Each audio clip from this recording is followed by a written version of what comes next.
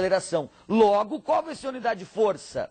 Quilograma metro por segundo ao quadrado, que em homenagem ao nosso amigo José Newton, José Newton para os íntimos, tá? Isaac Newton, todo mundo chama, nós chamamos de José Newton. A unidade de força é o quê?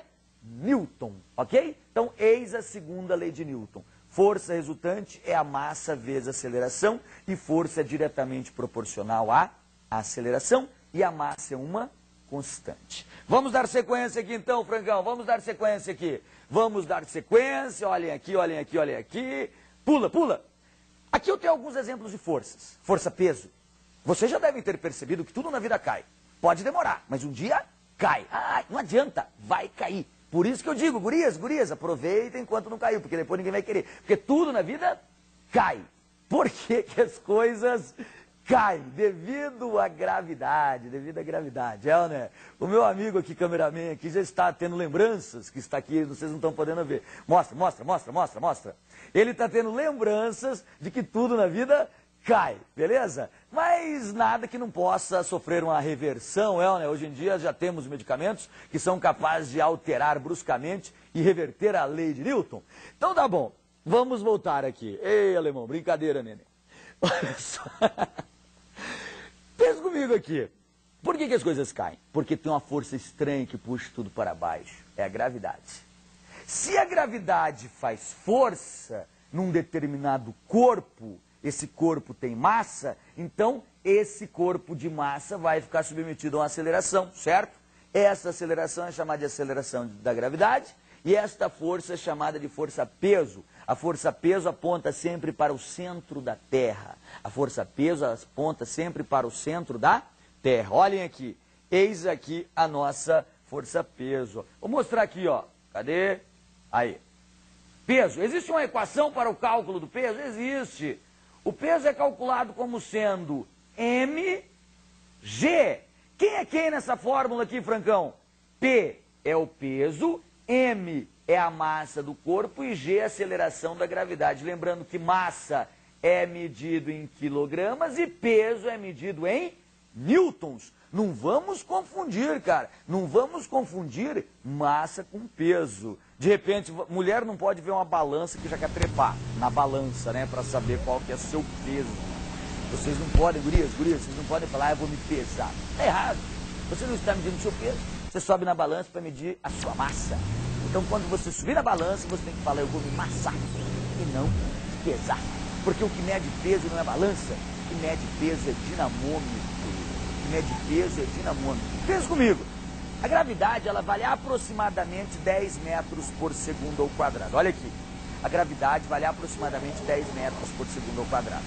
Se eu tenho um corpo de massa 70 quilogramas, lembrando que a gravidade é de 10, 70 quilogramas vezes 10, eu terei um peso de 700 newtons, perceberam ou não?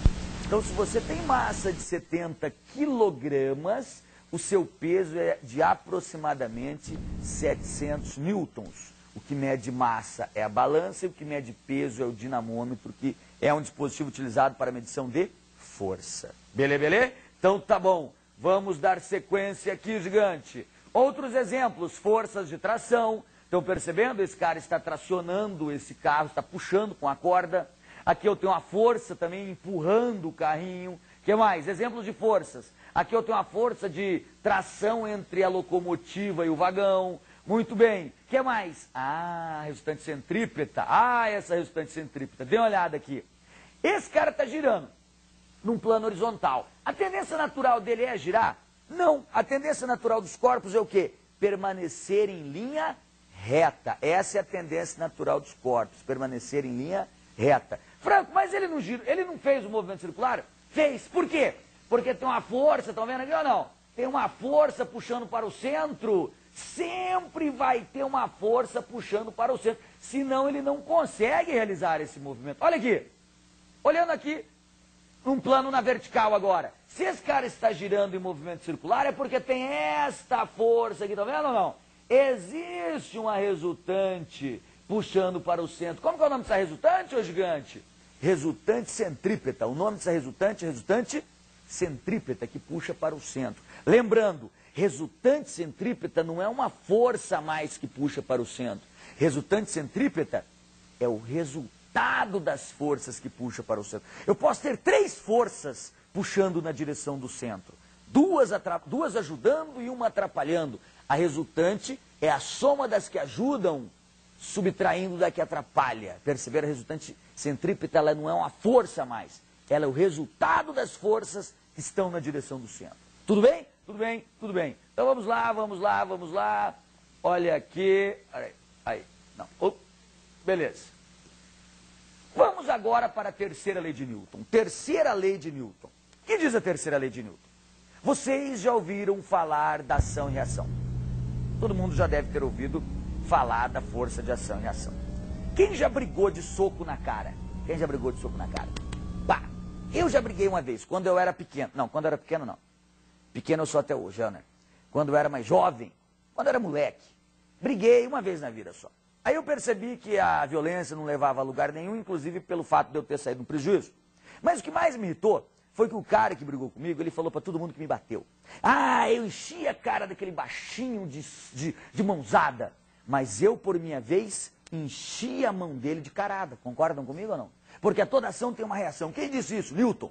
Se ele arrebentou com a minha cara dando soco, eu arrebentei com a mão dele dando carada. Porque a toda ação tem uma reação. De mesmo módulo, mesma direção, porém, sentido contrário. Detalhe, detalhe, detalhe. Ação e reação nunca se anulam.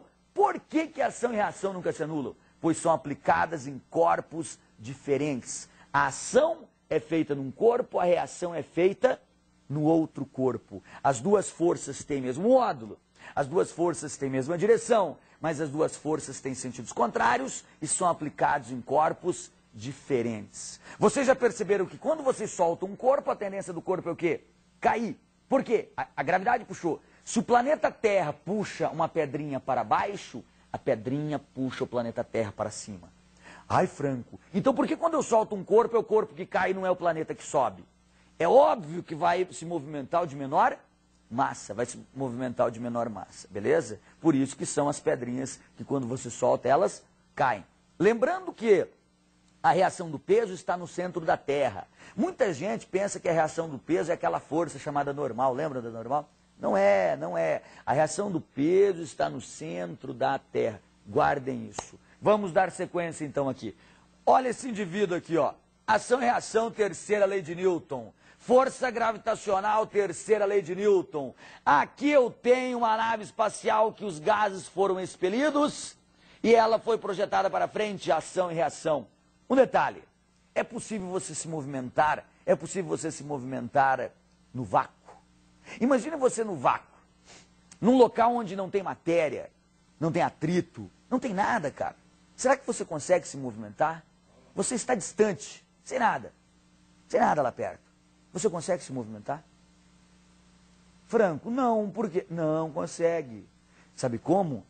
Expelindo gases, expelindo gases. Se você der uma despressurizada para trás, automaticamente você será projetado para frente. Por quê? Terceira lei de Newton. Ai, Franco, dá para fazer curva? Claro, é só você dar uma despressurizada para o lado. Você despressuriza para um lado e que você vai ser projetado para o outro, ok? Terceira lei de Newton, ação e reação. Vamos lá, vamos lá. Força magnética. O ímã atrai o metal da mesma forma que o metal atrai o ímã.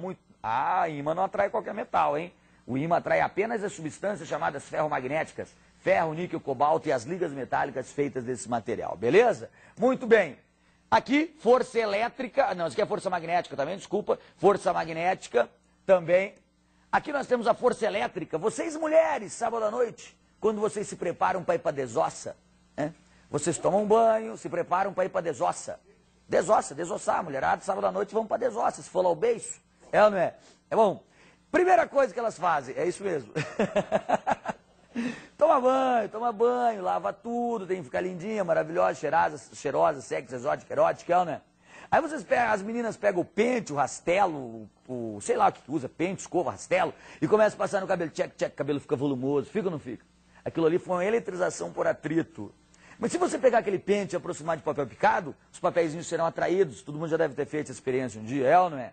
Isto é ação e reação. Olha aqui, Da mesma forma que o pente atrai o papel picado também atrai o pente. É a terceira lei de Newton. Olha aqui o pente aproximando no cabelo, o cabelo sendo puxado. Muito bem. Agora, galera, que nós vimos as famosas leis de Newton, terminamos as leis de Newton, nós vamos começar agora as aplicações dessas leis de Newton. São alguns probleminhas, onde nós vamos fazer contas, porque por enquanto vocês perceberam que nós vimos só a teoria, né? Por enquanto nós vimos só a moleza, mas a parte mais fácil mesmo está por vir, que é o que eu vou mostrar para vocês agora.